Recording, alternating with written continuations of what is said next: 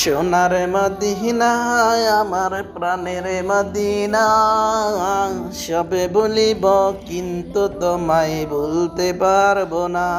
সোনার মদিনা আমার প্রাণের মদিনা, সবে বলিব কিন্তু তোমায় বলতে পারি না। ভুলিনি, বলবো না, বলতে পারি না। ভুলিনি, বলবো না, বলতে পারি না।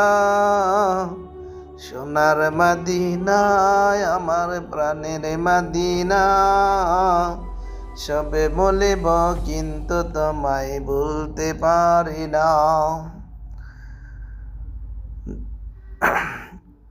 যা হোক, সবার জন্য মদিনা শরীফ থেকে নবীজির রওজা পাক মদিনা থেকে আপনাদের জন্য একটা ভিডিও নিয়ে আসলাম। যে দৃশ্যটা আপনারা দেখতেছেন অপরূপ সৃষ্টি, অনেক সুন্দর, আমার কাছে অনেক ভালো লেগেছে, তাই আপনাদের সাথে শেয়ার করেছি।